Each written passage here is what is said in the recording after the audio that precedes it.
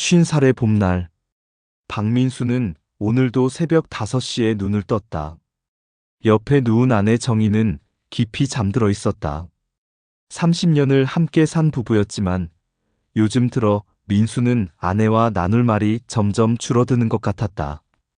아이들이 독립하고 난 뒤 집은 너무 조용했고 그 조용함은 때로 불편한 침묵으로 느껴졌다. 민수는 작은 중견기업의 부장으로 정년까지 5년이 남았다. 회사에서는 능력을 인정받았지만 최근 몇 년간 후배들에게 자리를 내어주는 분위기였다. 집에서는 아내가 운영하는 작은 꽃집 이야기를 들어야 했고 주말이면 아이들 걱정으로 하루가 갔다. 큰딸은 결혼 이야기만 나오면 신경질을 냈고 아들은 취업 준비 3년째였다.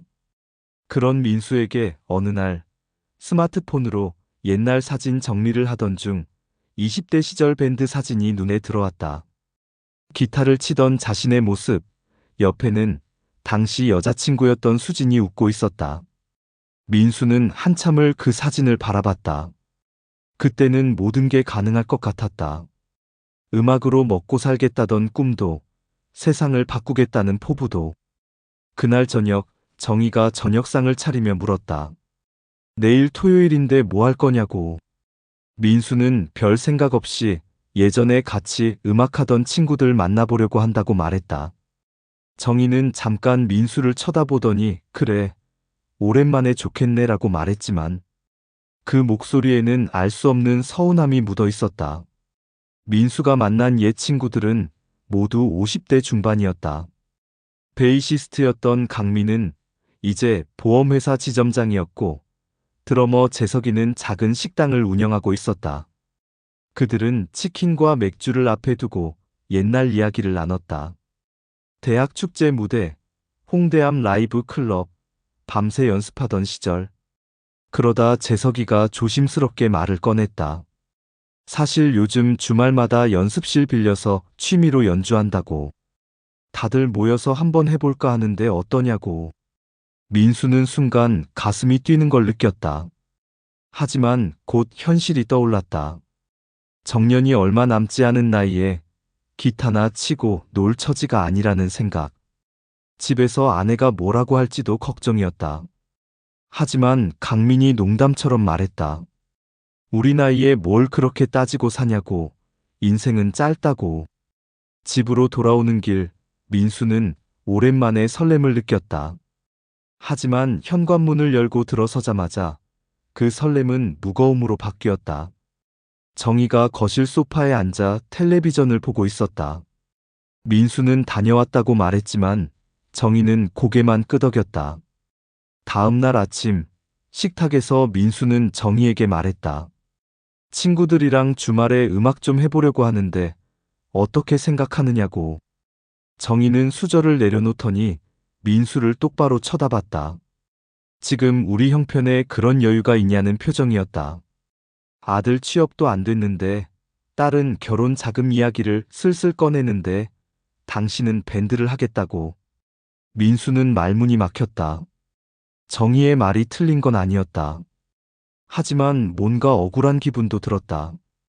자신도 30년을 가족만 생각하고 살아왔는데 이제 좀 자기 인생을 살아보면 안 되는 걸까? 하지만 그 말을 입 밖으로 꺼내지 못했다. 그날부터 집안 분위기는 묘하게 냉랭해졌다. 정희는 민수와 말을 최소한으로 줄였고 민수는 회사 일에만 집중하려 했다. 하지만 마음 한편에서는 자꾸 기타 소리가 들리는 것 같았다. 2주일쯤 지났을 때 민수는 회사에서 예상치 못한 제안을 받았다. 명예퇴직 권유였다. 회사는 구조조정을 준비 중이었고 50대 중반 이상 직원들에게 후한 퇴직금과 함께 자발적 퇴사를 종용하고 있었다. 민수는 충격을 받았다.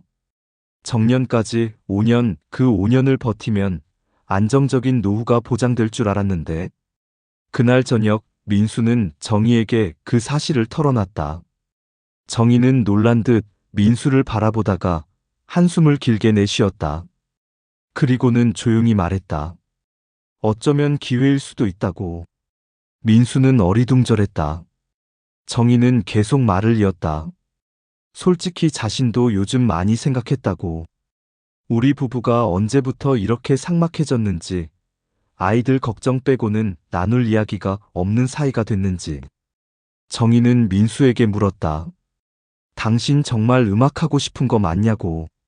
민수는 고개를 끄덕였다. 그러면 해보라고 정희가 말했다.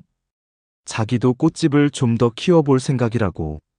30년을 남편 뒷바라지와 아이들 키우는 데 썼는데 이제는 자기 일에 좀 더 집중하고 싶다고. 민수는 정희를 새로운 눈으로 바라봤다. 그동안 아내가 어떤 생각을 하고 있는지 물어본 적이 있었던가. 그저 자신의 일이 바쁘다는 핑계로 아이들 뒷바라지로 바쁜 아내를 당연하게 여긴 건 아니었을까. 그날 밤 민수와 정희는 오랜만에 긴 대화를 나눴다. 퇴직금으로 당장 생활에 문제는 없을 것 같았다. 민수는 1년 정도 쉬면서 자기가 정말 하고 싶은 일을 찾아보기로 했다. 정희는 꽃집에 직원 1명을 더 뽑아 규모를 키우기로 했다. 아이들은 이제 어른이니 스스로 해결하게 두자고. 부모가 해줄 수 있는 건 최소한의 지원과 응원이면 충분하다고 합의했다. 다음 주 토요일, 민수는 30년 만에 기타를 들었다. 친구들이 빌린 연습실에서 옛날 노래를 연주했다. 손가락은 굳어 있었고 코드 진행도 자주 틀렸지만 그 시간이 너무 행복했다. 연습이 끝나고 집으로 돌아오는 길, 민수는 정희의 꽃집에 들렀다. 정희는 새로 들여온 꽃들을 정리하고 있었다. 민수가 말했다. 오늘 정말 즐거웠다고. 정희가 웃으며 그래서 얼굴이 그렇게 밝아 보이는 거냐고 물었다. 민수는 정희에게 물었다. 당신은 요즘 어떠냐고. 정희는 잠시 생각하더니 대답했다. 처음엔 불안했는데 요즘은 뭔가 새로운 일을 시작하는 것 같아서 두근거린다고. 그로부터 몇 달이 흘렀다. 민수는 정식으로 퇴직했고 밴드 친구들과 매주 모여 연습했다. 처음에는 취미로 시작했지만 실력이 늘면서 작은 공연도 하게 됐다. 동네 문화센터, 작은 라이브 카페. 관객은 많지 않았지만 무대에 서는 것만으로 민수는 충분했다. 정희의 꽃집도 조금씩 자리를 잡아갔다. SNS를 배워 온라인 주문을 받기 시작했고 젊은 직원의 아이디어로 플라워 클래스도 열었다. 정희는 바빴지만 얼굴에는 생기가 돌았다. 어느 일요일 오후 민수와 정희는 오랜만에 둘이서 한강변을 걸었다. 아이들 키우느라 생활비 벌느라 정신없던 시절에는 이런 여유가 없었다.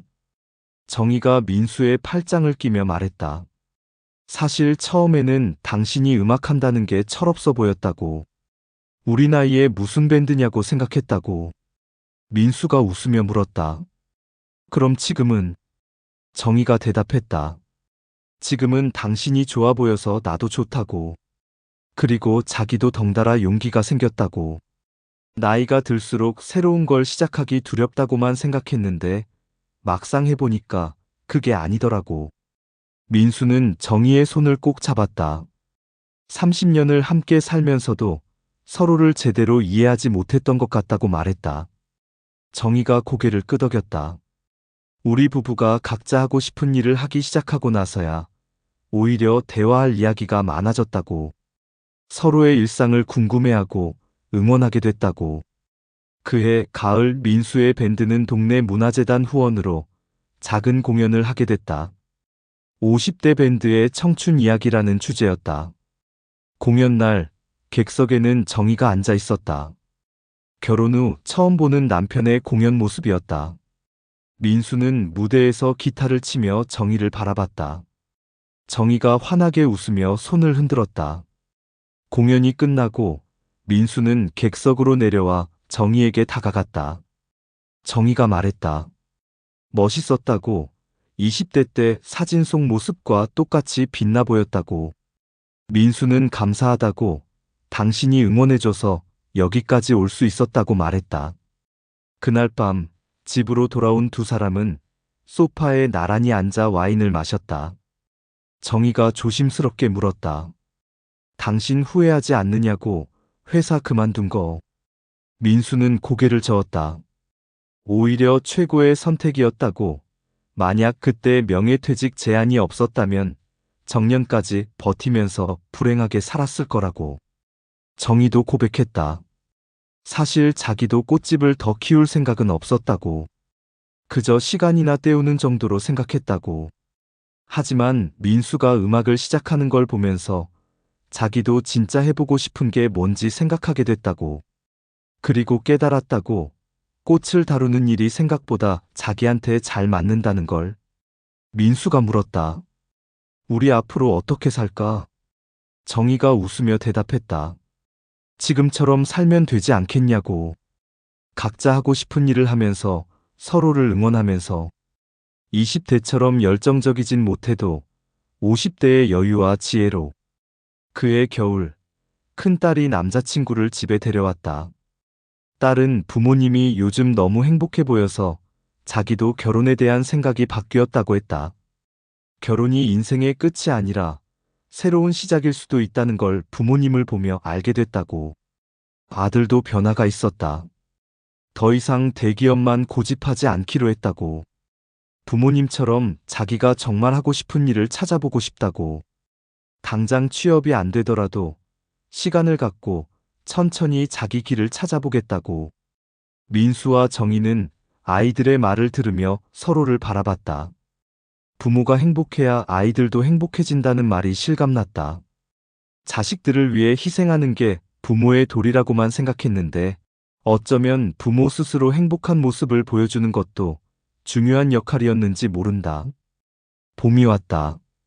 민수의 밴드는 정기적으로 공연을 하게 됐고 작은 팬층도 생겼다. 같은 세대의 사람들이 공감하며 찾아왔다. 공연이 끝나면 관객들이 다가와 말을 걸었다. 용기를 얻었다고, 자기들도 뭔가 시작해보고 싶다고. 정희의 꽃집은 동네에서 제법 알려진 곳이 됐다. 플라워 클래스에는 매번 예약이 꽉 찼고 온라인 주문도 꾸준히 들어왔다. 정희는 바쁘지만 충실한 하루하루를 보냈다. 어느 토요일 저녁 민수는 연습을 마치고 정희의 꽃집으로 갔다. 정희는 가게 문을 닫고 정리하고 있었다. 민수가 말했다. 배고프지 않느냐고, 맛있는 거 먹으러 가자고. 정희가 웃으며 그러자고 했다. 식당으로 가는 길, 두 사람은 손을 잡고 걸었다. 50이 넘은 나이에도 손을 잡고 걸으니 민망하기도 했지만 동시에 기분이 좋았다. 정희가 말했다. 우리 이제 제대로 시작하는 것 같다고. 민수가 물었다. 뭘? 정희가 대답했다. 인생. 민수는 고개를 끄덕였다. 50살이 되어서야 진짜 자기 인생을 살기 시작한 것 같다고. 늦은 건 아니라고. 오히려 지금이 딱 좋은 때라고. 20대의 열정은 없지만 50대의 여유가 있고 30년을 함께 산 동료가 옆에 있다고. 식당에 앉아 밥을 먹으면서 민수와 정희는 앞으로의 계획을 이야기했다. 내년에는 해외여행도 가보고 밴드는 앨범도 한번 내보고 꽃집은 지점을 하나 더 내볼까 하는 이야기들. 불가능해 보이지 않았다. 이미 이만큼 왔으니까. 집으로 돌아오는 길, 민수는 문득 깨달았다. 행복은 거창한 데 있지 않다는 걸. 자기가 좋아하는 일을 하고 사랑하는 사람과 함께 있고 내일을 기대할 수 있는 것.